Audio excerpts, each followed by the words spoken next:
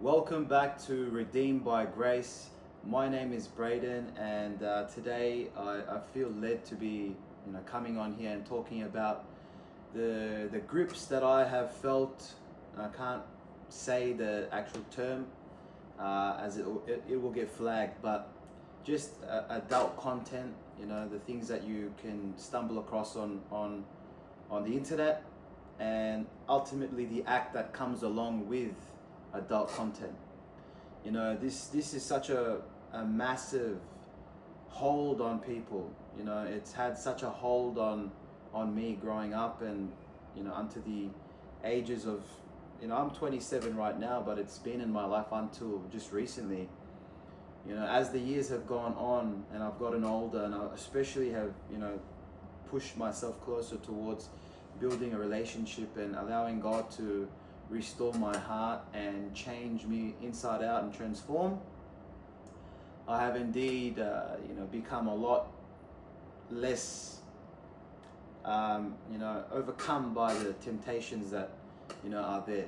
So, but at the same time, it's definitely something that I have struggled with for many years. I'm away from it now. I'm clean from it now, and it is only by the hand of God, the strength of God, replacing those urges and those desires that have been ultimately, they were created for a lot of kids.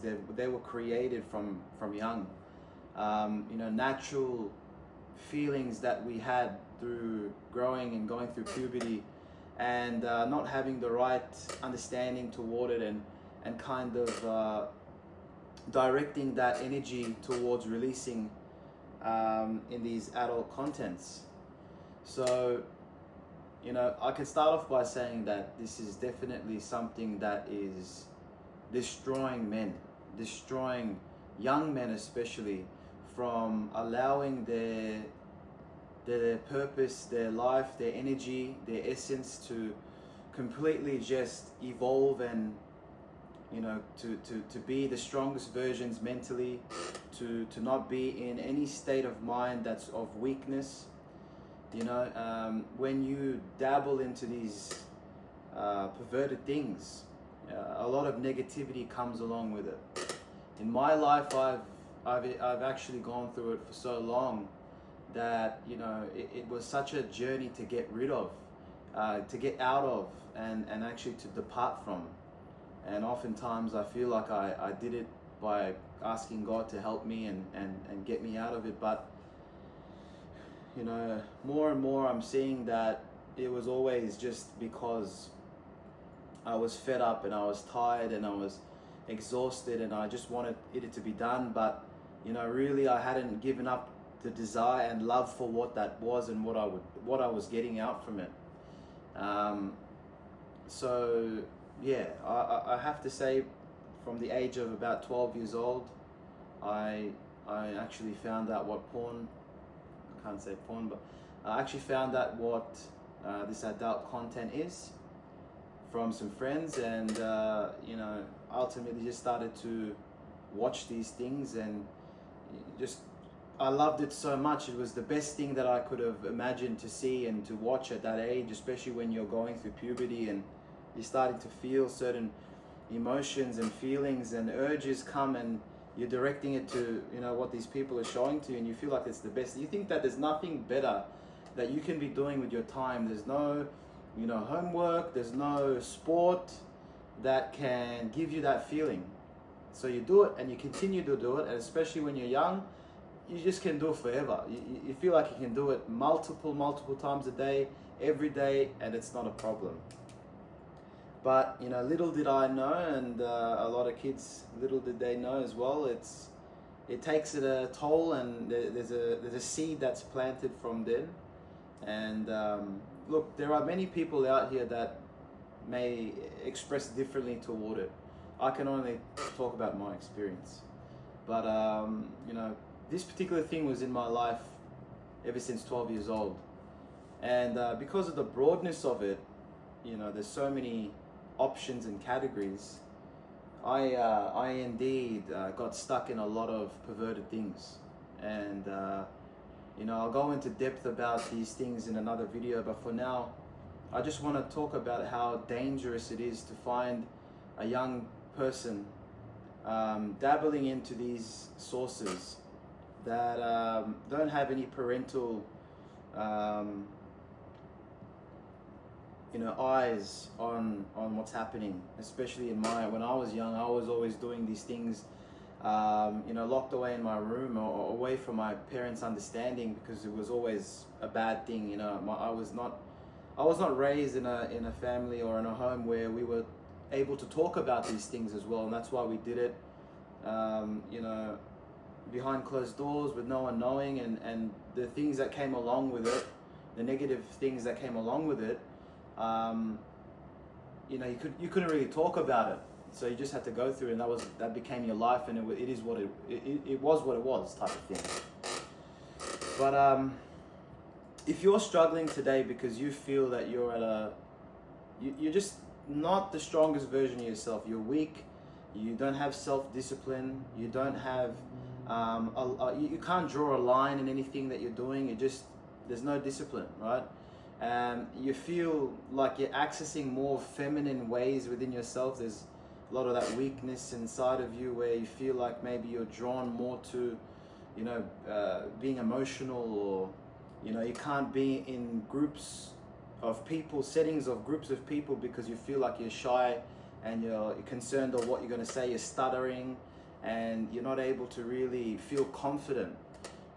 These are things that are negative side effects of doing this particular thing too much, watching and participating in the physical act, right? And oftentimes when you do the deed and right afterwards you feel ashamed, you feel guilt, and I believe that's because in our spirits God has created us, to know that these things that we do, it's fulfilling to the flesh, but it's not fulfilling to our spirit. But it is definitely one of the most difficult urges to get away from. When the seed is planted from a picture or video that you see online, it's so easy to be able to go 0 to 100 and just give everything up, give up your progress, give up whatever, right? So it's taken me over 10 to 15 years to be able to truly say that it's out of my life now. I started from 12 years old, and I pretty much properly gave it up this year. For the last 3 to 4 years, I've had massive breaks, back and forth. I'd have 1 month, 2 month, 3 month, up to like 6 months away from it. But whenever the urge would come back, it was too strong and I'd give into it, I'd go back harder each time. So, as I mentioned before, if you feel like you have all these, negative symptoms, that you feel scared to be in large groups of people, scared to talk to girls and talk to people, scared to open up about your thoughts and your beliefs, you just feel like you're stuck in yourself, and you want that to change, and you don't know how to do it. I can say that you're not alone, and I'd say a large portion of people they're not sure of how they can actually get out of this situation. It's almost like there's a demonic hold on you that you can't get out of, and even though you find yourself maybe picking up some speed and maybe not doing it for a bit of time, or you've tried to actually stop doing it for a period of time and you've been successful for a few weeks, but you've come back and you're not able to break that cycle. I truly believe that you have to get to a place in reflection with yourself where you pretty much you become so honest with yourself, where you lay it all out and see what you actually want, and are you willing to give this particular thing up. You put it all down, you lay it all down, and you say all the things that you want to do and what it holds you back from doing, and once you see everything clearly, like you could write this down, you could say it out loud, right? But for me personally, I find that, you know, in prayer and in reflection and in the most deepest part of yourself, when you can get yourself there, go for a walk, you know, go to a place, go to a beach, go to somewhere that is gonna make you feel disconnected from, you know, your everyday life, where you can connect, find a place where you can connect to God. And in that time, you accept and you own that this is something that has the absolute strongest hold over you. You got to first accept that you've got this as an issue that is too strong for you to handle on your own. And then when you finally accept this properly, and you say this and you confess this, right? You got to be able to say to God that I need you to take this away for me. I need the Holy Spirit's help in this area, because I cannot do this on my own. You know, once you really pray deeply like that, I believe it sets something. It creates a seed inside of you from God Himself to know that this is something that's going to change from this point forward. Look, I'm going to be honest. It doesn't mean that from that point you're just going to be completely changed and you're just not going to do it again. But I believe the more you keep praying the prayers, the more you keep convicting yourself that you can't do this on your own, that you know that it's only by the grace of God and by the healing hand of God, I believe the replacing of these urges will start to be replaced with the character of Jesus.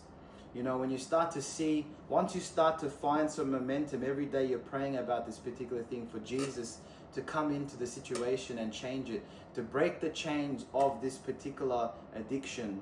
And, you know, once you invite Him into this every single day, every time you get the moments of urges, right, you speak to Him, you pray to Him, and you'll start to see this change, this urge will start to leave. And the more you start to pick up the speed with doing this, you're going to start to notice that the feelings that you once felt toward, you know, watching this particular thing, or the way that the girls look on this particular thing, you're going to start to notice that it becomes almost like you're annoyed to see it. You're annoyed to see girls in explicit clothing, right?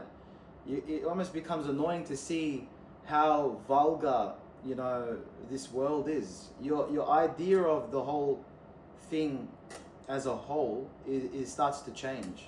And I believe that's because of the leading hand of the Holy Spirit changing the core inside of you to resemble the character in which Jesus has to give to us as we commune and come together with Him.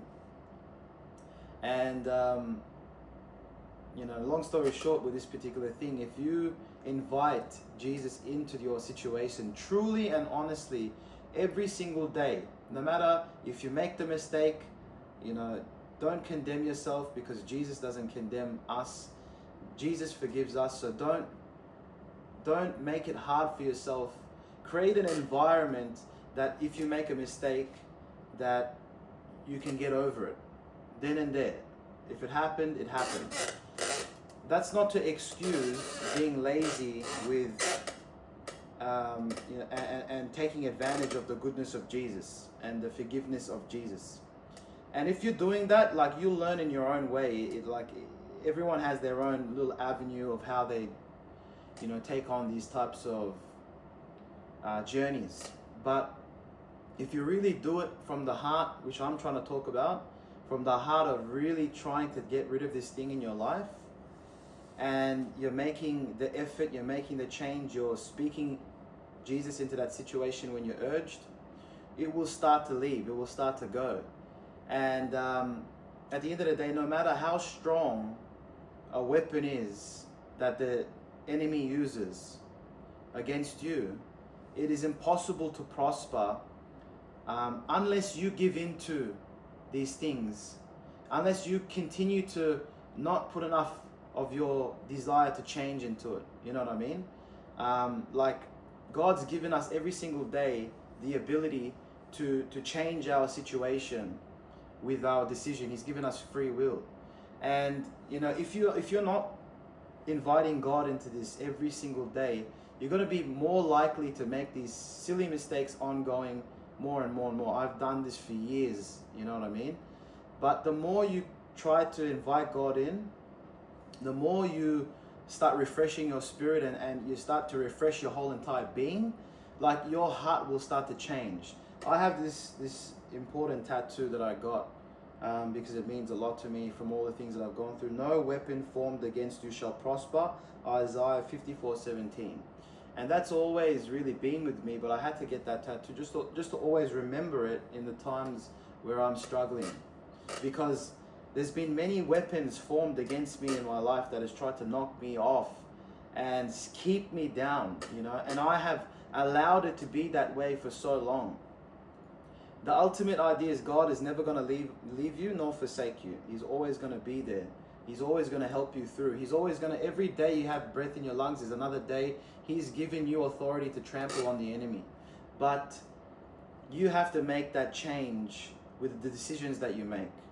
So if you decide that this is something that you want out of your life and you want to replace this desire that is that's actually a beautiful thing to have, this urge inside of you. It's given by God.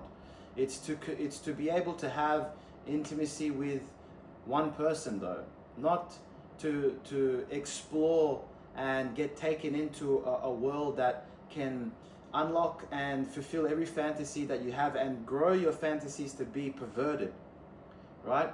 But it rather to experience in the circumstance of a relationship with one and only one person, ultimately in the confines of a marriage, right?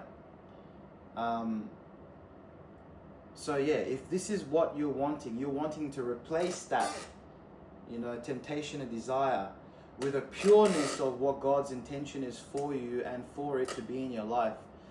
Pray to Him every day. Accept your issue. Invite Him into your issue. Pray to Him every day, every single moment that you get these urges. Continue that until you see it change, and it will happen. And doing this, anything that is tough, that you consistently keep doing, will give you a result that is beneficial at some point.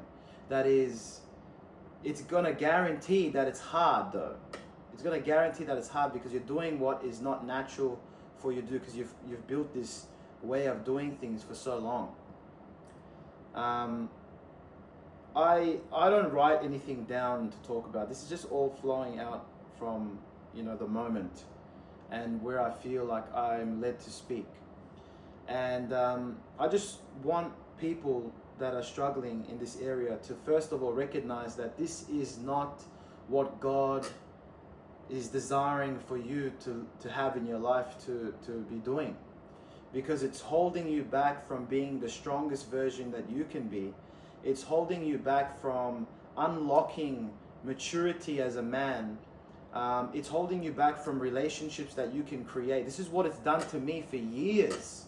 I'm 27, but I honestly could have been keeping myself in places that is away from creating relationships with people longer than it should have been, because there's always going to be a time where you have to focus on you. And you may be isolated. God may be isolating you and putting you through a season where you don't have to speak to people and be around people, because it's the time for you to develop and grow and only have God's thoughts inside of you, not anyone else's thoughts. But sometimes what we do is we stay in this place because we think that's the place to stay. And I've done that for years. And I believe I'm 27 right now. I believe that I've come, God's put in my spirit now, before it's too late and before I pass the ages of 30 and I'm not creating beautiful experiences with people because I'm too shy, I'm too scared.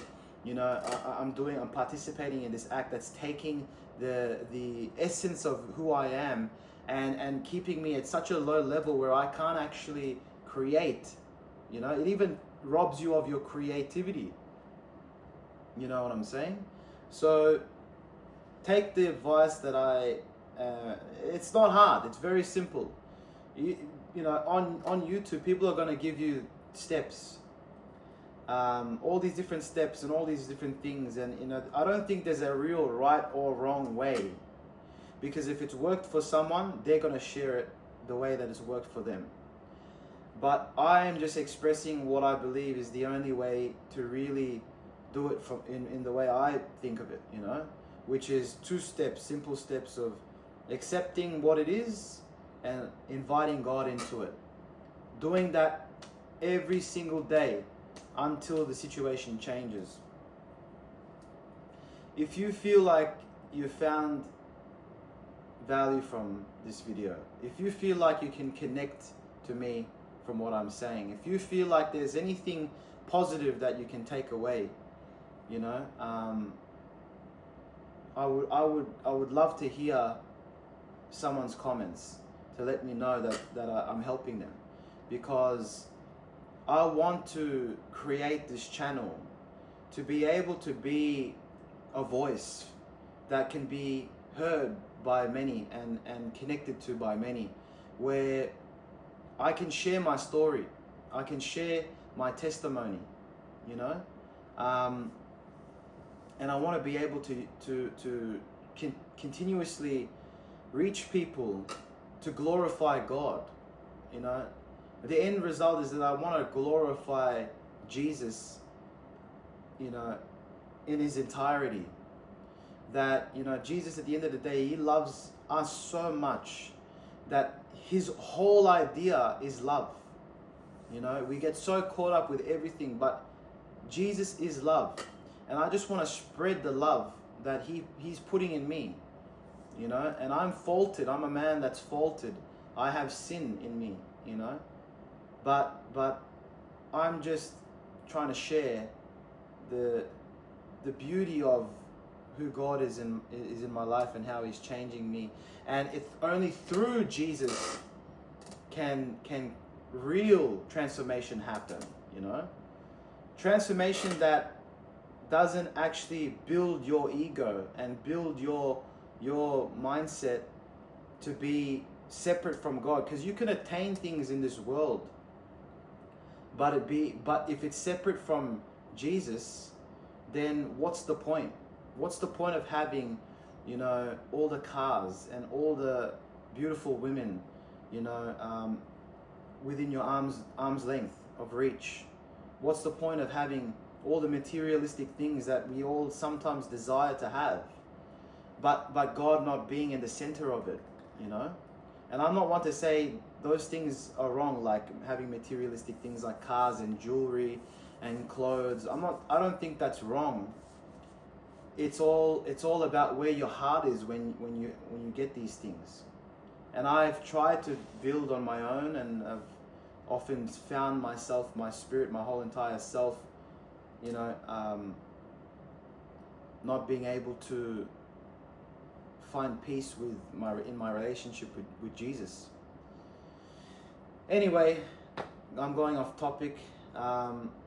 If you feel like you found some value from this, leave a comment, leave a like, and come back for more videos, because I would like to keep sharing. So thank you for listening, if you're listening, and I'll see you again shortly.